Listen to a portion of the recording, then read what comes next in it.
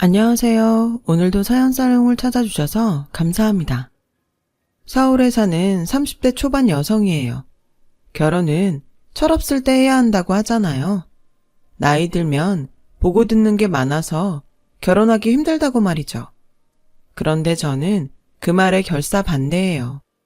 철없을 땐 사랑 하나만 보고 결혼을 하기 쉽기 때문에 정작 중요한 걸 못 보게 되는 경우가 많으니까요.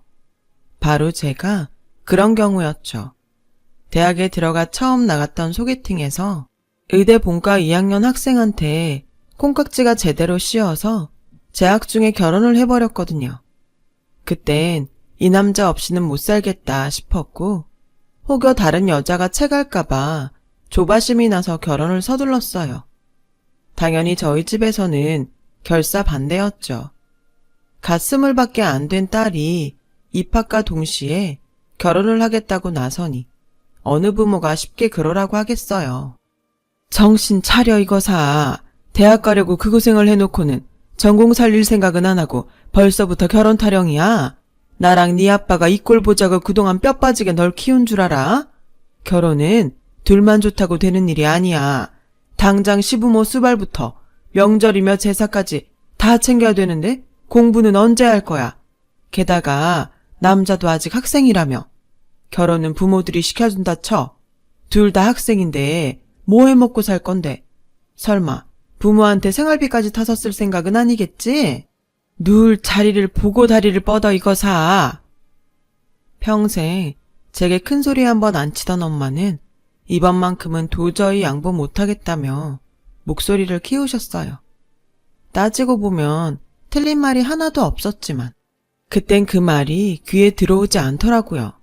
걱정하지 마. 누가 엄마한테 돈 달래? 과외를 뛰든 편의점 알바를 하든 우리가 알아서 벌어먹고 살 테니까 신경 꺼. 저도 악에 받쳐서 소리를 질러댔죠. 아빠는 이런 저를 보시고는 한참 말없이 계시다가 그러시더라고요. 그래, 네가 정 원한다면 결혼해라. 젊어 고생은 사서도 한다는데 둘이 고생하며 시작하는 것도 나쁠 건 없다. 대신 이거 한 가지는 확실히 하자. 부모된 입장으로 결혼식은 치러주마. 학비도 내가 졸업할 때까지는 대주마. 대신 그 외에 모든 지원을 끊을 테니 너희 둘이 벌어서 생활하도록 해. 아빠의 결정에도 엄마는 끝까지 반대를 하셨지만 결국 아빠의 뜻에 따르기로 하셨어요. 어렵게 부모님 허락을 받은 저는 며칠 뒤 남자친구와 함께 시댁에 찾아갔어요. 시부모님께 잘 보이려고 한껏 꾸미고 백화점에서 새로 산 힐까지 신은 저는 버스에서 내린 지 5분도 안 돼 후회를 하고야 말았어요. 가파른 언덕길을 오르고 한 사람이 겨우 지날 만한 골목길을 따라 한참을 걸어 올라가야 했거든요. 새 구두를 신은 탓에 발꿈치가 벗겨져서 발을 뗄 때마다 쓰리고 아렸어요. 정말 더는 못 걷겠다 싶은 그때서야 비로소 시댁에 도착할 수 있었죠. 엘리베이터도 없는 다세대 주택 5층까지 걸어 올라간 저는 숨이 턱 밑까지 차오른 채 시부모님께 인사를 했어요. 땀을 뻘뻘 흘리면서요. 현관에서부터 제 차림을 유심히 살피던 시누이는 제 손에 들린 백을 보곤 눈이 휘둥그레져서는 그러더군요. 대박! 엄마 저 언니 샤넬백 들고 왔어. 완전 부잣집 딸인가 봐. 시누이의 말에 시어머니는 얼굴에 화색이 돌더니 그러는 거예요. 네 오빠는 곧 의사 될 사람인데 당연히 와이프가 저 정도 레벨은 돼야지. 어서 와요. 오늘아 수고 많았어요. 시어머니는 제 손에 들린 명품백에 시선이 꽂힌 채 연신 미소를 지으셨어요. 시어머니는 남편이 중학교 2학년 때 이혼을 하신 뒤로 혼자서 남매를 키워오셨다고 하더라고요. 없는 형편에 아들을 의대까지 보내느라 등골이 휘는 줄 알았는데 아가씨를 보니 이제 내일은 끝났다 싶네요. 그래, 부모님께서 몇 평짜리 아파트로 해주신다던가요? 네? 아파트라니 무슨 아파트요? 제 물음에 시어머니는 당연한 걸 묻냐는 표정으로 그러셨어요. 우리 애가 아직 본과 학생이긴 하지만 의사나 진배 없는데 당연히 여자 집에서 집이랑 차 정도는 혼수로 해와야죠. 아직 어려서 잘 모르나 본데 의사 남편 얻는 거 쉬운 거 아니에요? 의사고시만 패스하면 사회적 지위며 돈은 알아서 따라올 텐데 그 정도 투자는 당연히 해야지. 듣자하니 집도 꽤 산다던데 외동딸 시집 보내면서 설마 부모님이 그 정도도 안 해서 보내실라고. 서로 간에 맘 상하지 않는 선에서 해요.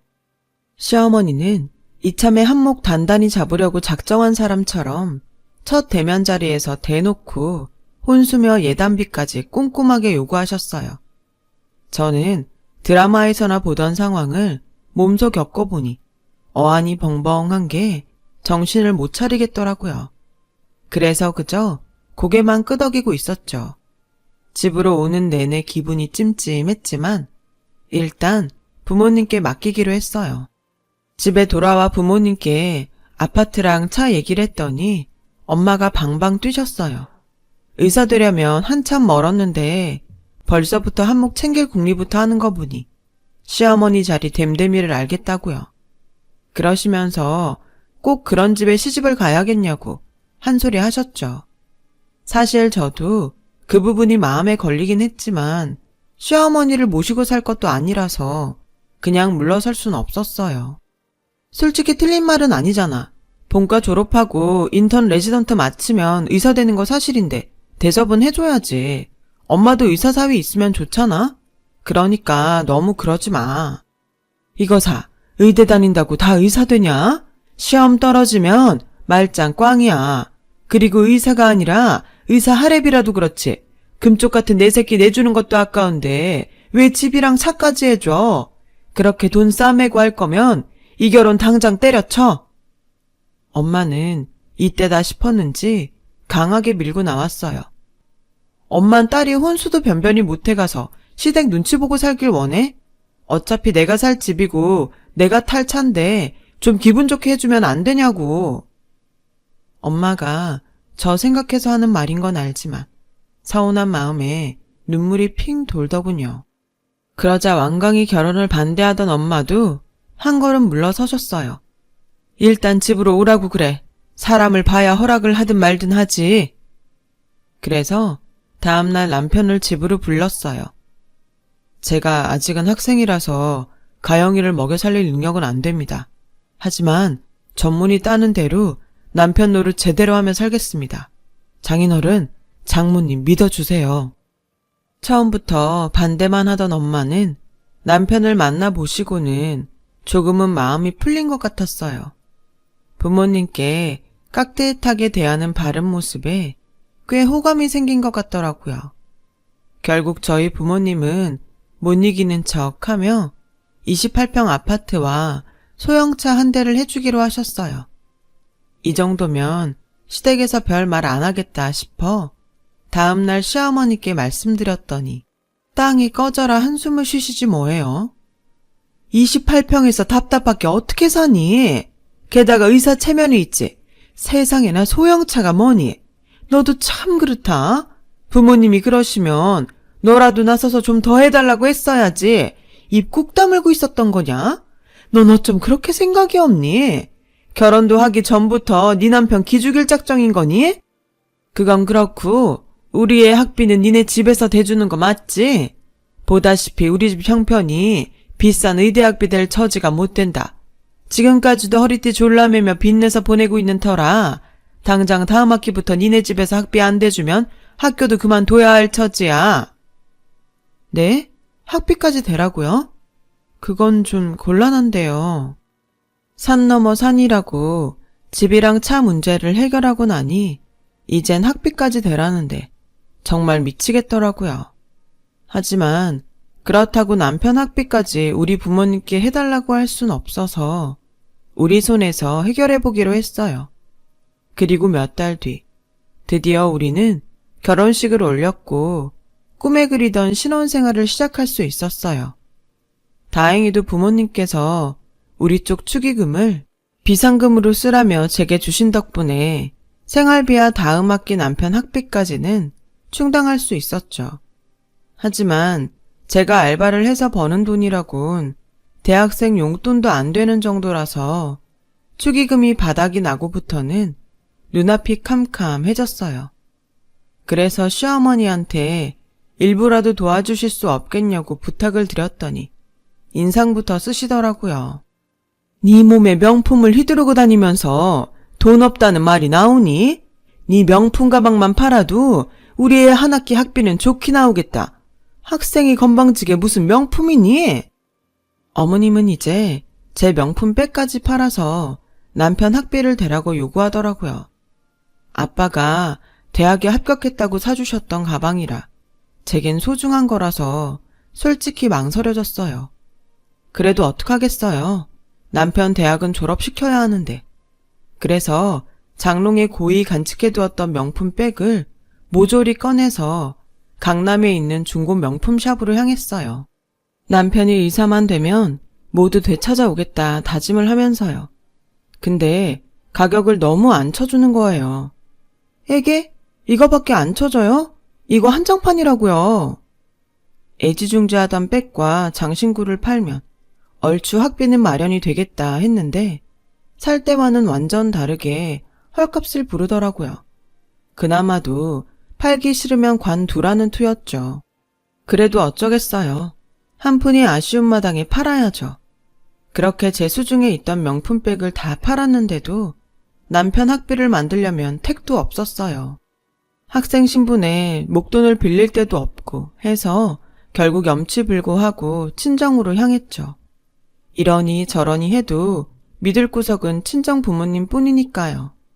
그런데 막상 집에 가보니 도저히 입이 안 떨어지더라고요. 결혼할 때 그렇게 챙겨주셨는데 또다시 돈 얘기를 꺼내는 게 너무 죄송했거든요. 그래서 혹시 돈 될 만한 게 뭐 없을까 고민하는데 그 순간 언젠가 엄마가 저한테 가지려고 했던 명품 백이 생각나더라고요. 그래서 안방 드레스룸으로 들어가 엄마가 가지라고 했던 명품 백을 들고 나왔어요. 일단은 먼저 돈으로 바꿔 쓰고 얘긴 나중에 해야겠다 생각했어요. 그렇게 엄마 몰래 가지고 나온 명품 백을 판 덕분에 남편의 다음 학기 등록금은 가까스로 마련이 됐어요. 하지만 버는 것보다 지출이 많은 처지라 학기가 바뀔 때마다 남편 등록금 걱정이 끊이지 않았어요. 그래서 돈이 되는 걸 내다 팔게 되었어요. 처음엔 혼수로 해온 가전제품을 팔다가 나중엔 제 등록금까지 남편 학비로 고스란히 들어가고 말았어요. 처음엔 가장으로서 역할을 못해 미안해하던 남편은 그런 일이 잦아지자 언젠가부턴가 담담해지더군요. 그 무렵 저는 갈수록 악화돼가는 경제 상황에 극심한 스트레스를 받아서 우울증까지 생기고 말았어요. 그러다 보니 저한테 모든 짐을 떠맡기곤 혼자 편하게 살고 있는 남편과 갈등의 골이 깊어지기 시작했어요. 행복할 줄만 알았던 결혼 생활은 그렇게 지옥처럼 변해버렸죠. 숨이 막혀서 더는 이렇게 못 살겠더라고요. 그래서 남편을 붙잡고 한 소리를 했더니 나도 힘들어. 안 그래도 실습이다 뭐다 힘들어 죽겠는데 너까지 꼭 나를 힘들게 해야겠냐? 그러지 말고 장인어른한테 도와달라고 하면 되잖아. 사위도 자식인데 내 학비 정도는 내줄 수 있는 거 아니야? 돈이 없는 것도 아니고 니네 집 그 정도 형편은 충분히 되잖아. 무슨 말이 그래? 자기 등록금을 왜 우리 부모님한테 내달라는 건데 어쩜 사람이 이렇게 뻔뻔해? 누가 꽁으로 먹겠다는 거냐? 전문의 따서 갚아주면 되잖아. 자기 학비며 생활비 대느라 저는 휴학까지 하고 알바 뛰느라 등골이 빠지는데도 고마워하기는커녕 더 안 해준다고 화를 내는 남편을 보니 오만정이 다 떨어지더라고요. 그래? 그럼 각서라도 써줘. 그동안 자기 등록금 내느라 팔았던 내 거랑 엄마 명품백에 내 등록금, 혼수로 해온 가전제품까지 전부 다 물어주겠다고 각서라도 쓰라고. 솔직히 받아내겠다는 생각은 없었지만 남편이 하도 괘씸해서 저는 기를 쓰고 각서를 받아내고야 말았어요. 그러자 그날 밤 시어머니가 집으로 찾아오셨더라고요. 남편한테 각서 얘기를 들었는지 잔뜩 화가 나서는 씩씩대면서요. 얘, 넌 무슨 애가 그 모양이니? 그깟 등록금 좀 낸다고 네 남편을 빚쟁이 취급해? 어디서 이게 되먹지 않은 짓거리야? 니네 친정에선 그렇게 가르치디? 막말로 네 남편 의사 되면 누가 제일 덕 보는데? 너 아니니? 그럼 그 정도 투자는 해야 할 거 아냐. 니네 친정 부모님도 그렇다. 딸 자식 시집 보내놓고 나 몰라라 하는 게 말이 되니? 내 상식으로는 도저히 이해가 안 간다. 이래서야 우리 승훈이 전문 있다면 병원은 차려주겠냐고. 남들은 의사 사위를 업고도 다닌다는데 뭐 해준 게 있다고 내 아들을 들들 볶아? 네가 이렇게 나오니 나도 별 수 없구나. 이참에 나도 각서 한 장 받아야겠다. 너 내일 당장 가서 너희 부모님한테 우리 승원이 전문 있다면 병원 차려준다는 각서 한 장 받아와라. 어머님, 그게 무슨 말씀이세요? 왜 저희 부모님이 병원을 차려줘요? 어머머, 얘 좀 봐. 당연히 처가에서 해줘야지. 너 그 정도 각오도 없이 의사 사모님 되려고 했던 거니? 얘 정말 웃긴 애네? 병원 차려줄 자신 없으면 당장 이혼해. 나도 더는 너 며느리로 볼 생각 없다. 그때 알았어요. 이 사람들과는 도저히 말이 통하지 않는다는 걸요. 사랑만 믿고 했던 결혼이 얼마나 철없는 짓이었는지 말이죠. 그날 이후 남편과 저는 각방을 쓰기 시작했고 급기야 남편은 집에 들어오는 날보다 외박을 하는 날이 많아졌어요. 그러던 어느 날이었죠. 신우이가 제 샤넬백 좀 빌려달라고 저희 집에 찾아왔더라고요. 샤넬백이요? 아가씨 오빠 등록금 내느라 팔아먹은 지 오래예요. 어머, 그걸 팔았어요? 중고로 팔면 완전 똥값인데 이럴 줄 알았으면 진작 빌렸을걸. 그나저나 언니가 지금 이렇게 한가하게 있을 때가 아니에요. 언니네서 오빠 병원 안 차려준다고 그랬다면서요? 엄마가 완전 열받아서 오빠 새장가 보내겠다고 벼르던데 겁 안 나요? 오빠 본과 졸업도 얼마 안 남았고 의사고시 패스야 당연히 할 거고 그럼 의사 되는 건 시간 문제인데 그동안 추가하라 뒷바라지한 거 도로아미타불 되는 거라고요. 엄마가 오늘 오빠 병원에 간댔으니까 언니도 빨리 가봐요. 내가 같은 여자로서 언니 인생이 하도 불쌍해서 알려주는 거니까 고마운 줄이나 알라고요. 이게 도대체 무슨 소린가 싶었어요. 아내가 버젓이 있는데 세상가라니요. 자다가 봉창 두드리는 소리였지만 그래도 혹시 몰라서 저는 그 길로 남편이 실습 중인 병원으로 찾아갔어요. 병원에 도착해보니 남편이 1층 로비에 나와 있더라고요. 그래서 남편을 향해 손을 흔들려는데 저기서 시어머니가 걸어오지 뭐예요. 그 순간 신우이 말이 사실임을 알았어요. 남편과 시어머니 차림이 평소와 너무도 달랐거든요. 모자는 병원 1층에 있는 커피숍으로 들어갔고 저는 그 뒤를 밟았어요. 시어머니는 두리번거리며 누굴 찾더니 이내 남편을 이끌고 안쪽 테이블로 가서 합석을 하더군요. 그곳엔 중년 여성과 젊은 여자가 나란히 앉아 기다리고 있었어요. 딱 봐도 선보는 자리 같더라고요. 순간 다리에 힘이 풀려서 아무 자리에나 앉아버렸어요. 남편이 자리한 테이블에선 화기애애한 분위기로 대화를 나누는 게 보였지만 거리가 멀어서 무슨 말이 오가는지는 들리지 않았어요. 분명한 건 요 근래 나를 향해 미소 지은 적 없던 남편이 맞선녀를 향해 오래전 제게 그랬던 것 같은 다정한 미소를 보이고 있더란 거였죠. 그 모습에 저는 돌아서 나왔어요. 이 남자한테 더는 기대할 게 없다는 걸 알았으니까요. 그리곤 정처 없이 길을 걸었어요. 얼마나 걸었는지 하늘이 컴컴하게 변해 있더라고요. 정신을 차리고 보니 낯익은 대문이 눈앞에 보이더라고요. 바로 부모님이 계신 우리 집이었어요. 대문 앞에 섰는데 차마 배를 누를 엄두가 나지 않았어요. 남자에 미쳐서 부모도 버리고 떠난 못난 딸년이 무슨 염치로 배를 눌러요. 그래서 한참을 대문 앞에 서서 우두커니 서 있는데 뒤에서 저를 부르는 익숙한 목소리가 들리더라고요. 외출 나갔다 돌아온 엄마였어요. 엄마를 보자마자 나도 모르게 주르륵 눈물이 쏟아져 내렸고, 그런 절 본 엄마는 한 걸음에 달려와 저를 안아주셨어요. 저는 서러운 마음에 창피한 줄도 모르고 길바닥에 서서 엉엉 울고 말았어요. 그날 밤 저는 부모님께 지금까지 있었던 일들을 사실대로 털어놓았고, 단단히 화가 난 아빠는 그 길로 바로 변호사를 선임해 제 이혼 소송을 맡기셨어요. 아파트와 차는 처음부터 제 명의로 돼 있어서 문제가 아니었는데, 그동안 남편 학비로 들어간 돈을 받아내는 게 문제더라고요.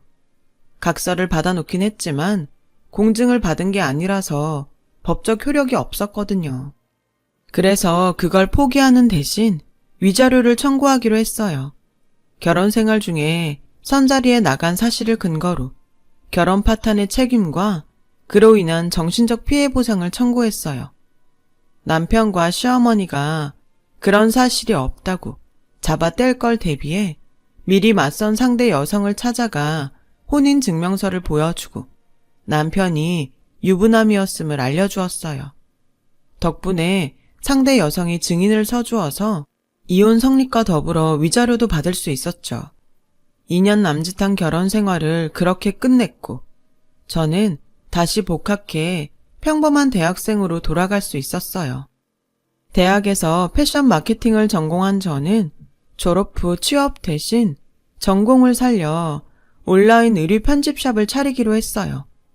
아빠가 결혼할 때 해주셨던 아파트를 팔아 초기 자본으로 사용했고 남은 돈은 주식과 코인에도 분산 투자를 했죠. MZ세대를 겨냥한 마케팅 전략이 잘 먹힌 덕분에 생각보다 순탄하게 자리를 잡을 수 있었어요. 하지만 몸을 안 사리고 일에만 빠져 산 탓에 사무실로 가던 중 길에서 정신을 잃고 쓰러지고 말았어요.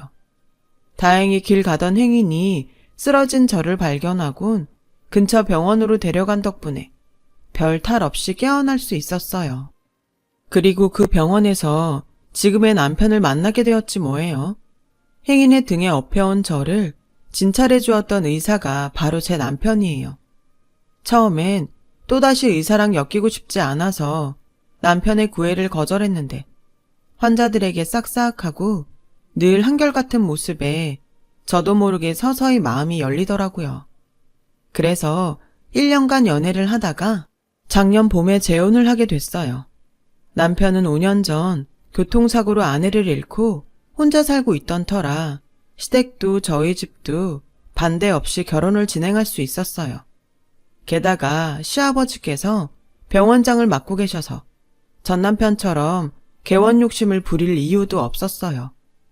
현재 우리 부부는 둘 다 한 번의 상처가 있는 만큼 서로의 상처를 보듬으며 살고 있어요.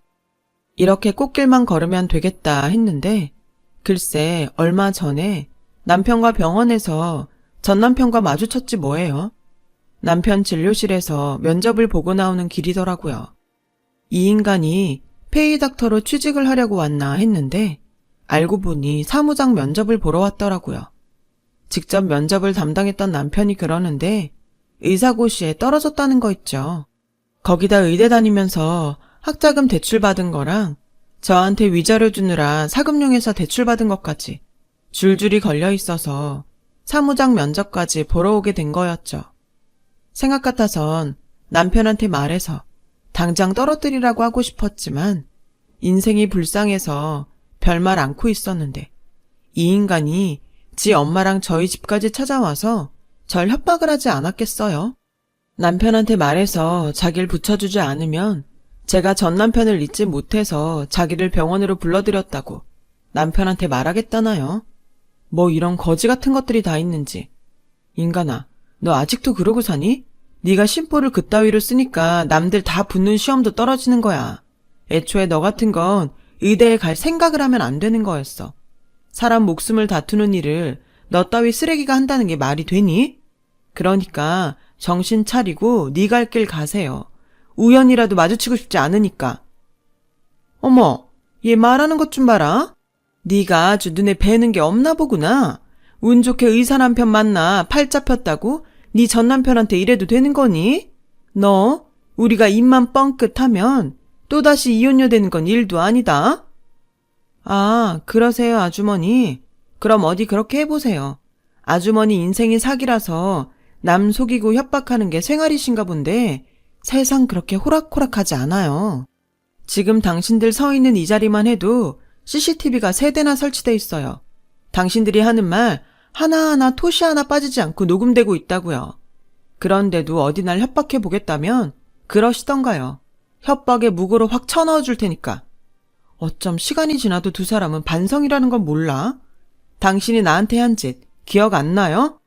의대생 아들 팔아서 한미천 잡으려다 아들 인생까지 망쳤으면 속지 않은 마음으로 살 것이지.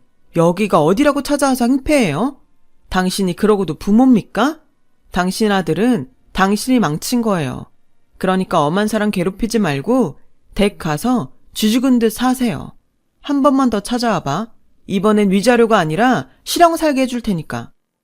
그제야 협박이 안 먹힌다는 걸 깨달은 전 남편은 제 바지가랑이를 붙들고 매달리기 시작했어요. 자기야, 미안해. 이게 다 엄마가 시켜서 한 짓이야. 나 알잖아. 개미 한 마리 못 죽이는 성격인 거. 그러니까 화 풀고 딱 한 번만 나 좀 도와주라. 나 이번에 취직 못하면 정말 장기까지 털릴지 몰라. 사금융 이자만 억이 넘는다고. 그러니까 자기 남편한테 말해서 나 사무장 좀 시켜줘. 내가 이렇게 싹싹 빌게.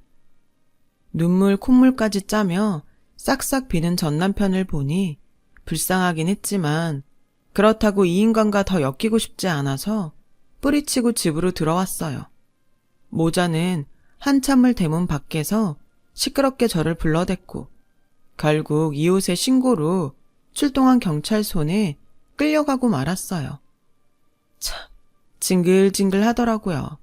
어떻게 자신들이 상처 준 사람을 찾아와 뻔뻔하게 협박할 생각을 했을까요?